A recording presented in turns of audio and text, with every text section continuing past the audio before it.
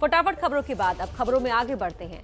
3 साल पहले सक्रिय राजनीति में एंट्री करने वाली प्रियंका गांधी पहली बार किसी न्यूज चैनल के शो में पहुंची और छोटे बड़े, खट्टे मीठे और तीखे सवालों का बखूबी जवाब दिया।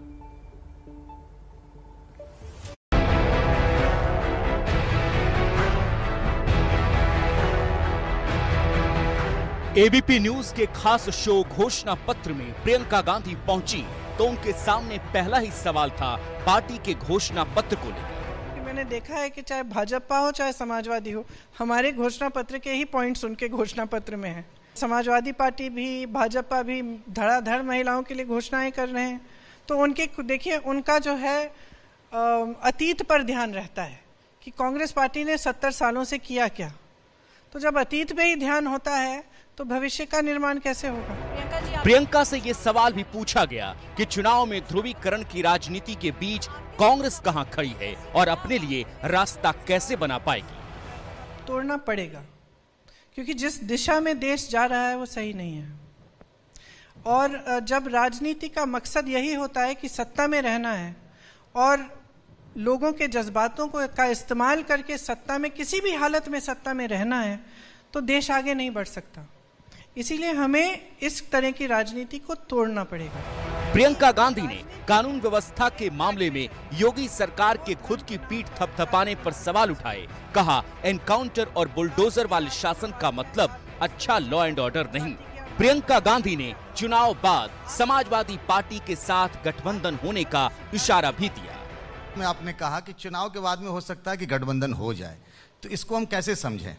देखिए, चुनाव के बाद जो परिस्थितियां आएंगी उस समय हम निर्णय लेंगे कि क्या करना है।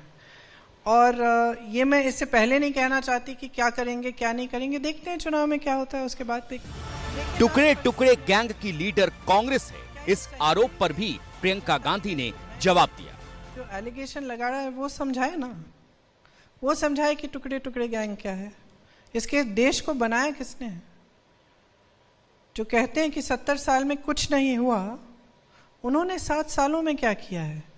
कोई IIT बनाया है, कोई एम्स बनाया है, रोजगार दिलवाए हैं, क्या किया है? जो देश की संपत्ति थी सारी 2 लोगों को पकड़ा दी है। तो जब आप खुद नहीं करेंगे तो सिर्फ आप यही कहेंगे ना कि किसी और ने आपसे पहले कुछ नहीं किया। घोषणा पत्र कार्यक्रम में इसका जवाब भी मिल गया कि प्रियंका को लड़की हूं लड़ सकती हूं स्लोगन का आइडिया कहां से आया। एक्चुअली शुरुआत तब से हुई जब मैं उन्नाव की जो रेप पीड़िता थी उसके घर गई, जिनको जला दिया गया और जिनकी मृत्यु हो गई। जब मैं उनके घर गई, उनके परिवार से मैंने बात की, तो उससे मेरा एकदम नज़रिया ही बदल गया। मैंने ये देखा, उसका FIR उन्नाव में दर्ज नहीं किया गया, उसका केस फिर रायबरेली में था।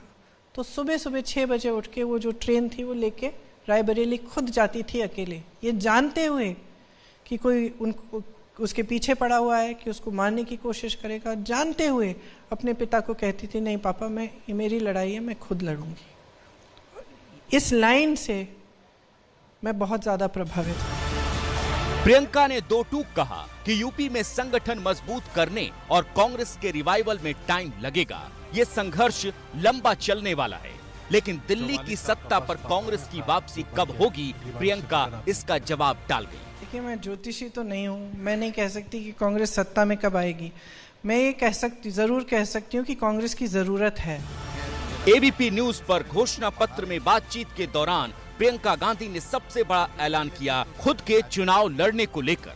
मैंने कहा, मैं क्या सोचती हूँ, मैं सोचती हूँ कि अभी सही समय नहीं है इसके लिए। लड़ूंगी जरूर, समय आएगा। हाल ही में बुलंदशहर में प्रचार के दौरान अखिलेश और प्रियंका का काफिला सड़क पर आमने सामने था। प्रियंका ने गुड गेस्चर दिखाया था।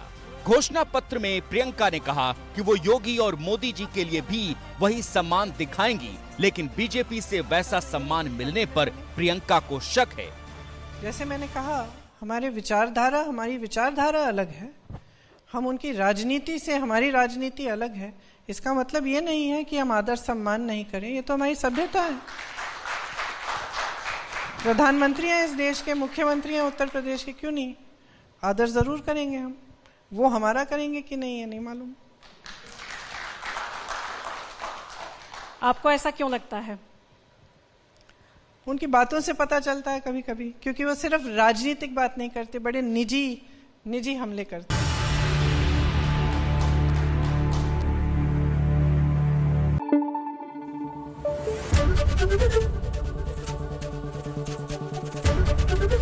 एबीपी न्यूज आपको रखे आगे।